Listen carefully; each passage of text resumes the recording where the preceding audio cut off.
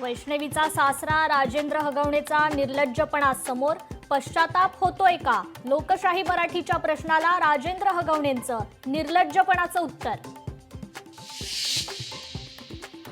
वैष्णवी हगवणे आत्महत्या प्रकरणी सासरा राजेंद्र हगवणेसह दीर सुशीललाही अटक. पहाटे 4:30 वाजता पोलिसांची कारवाई.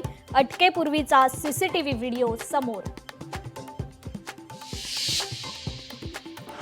कसपटे कुटुंबाला बंदूक दाखवून धमकी दिल्याप्रकरणी निलेश चव्हाण विरोधात वारजे पोलीस ठाण्यात गुन्हा दाखल. पोलिसांकडून अधिकचा तपास सुरू.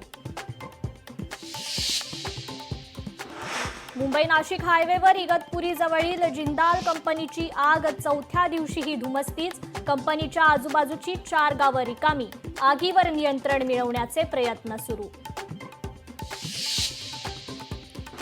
मुंबईसह राज्यात जोरदार पावसाची शक्यता. पुढील 6 ते 7 दिवस पश्चिम किनाऱ्यावर मुसळधार ते अतिमुसळधार पावसाचा अंदाज. उपमुख्यमंत्री एकनाथ शिंदे आज मुंबईतील नालेसफाई आणि सफाई कामगार वसाहतीची पाहणी करणार. दुपारी 2 वाजता पाहणीला होणार सुरुवात. धुळे शासकीय विश्रामगृह रोकड प्रकरणी संशयित कक्ष अधिकारी किशोर पाटील निलंबित. मुख्यमंत्र्यांच्या सूचनेनंतर कारवाई. नाशिकमध्ये ठाकरेंच्या शिवसेनेला मोठा धक्का.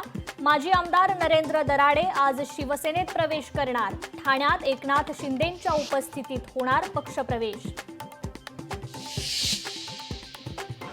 महाराष्ट्रातील अहिल्यानगरचे सुपुत्र संदीप गायकर जम्मू काश्मीरमध्ये दहशतवाद्यांसोबतच्या चकमकीत शहीद.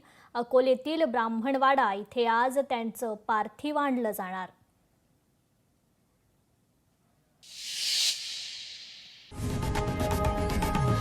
लोकशाही मराठी ऐका, पहा, जागरूक रहा.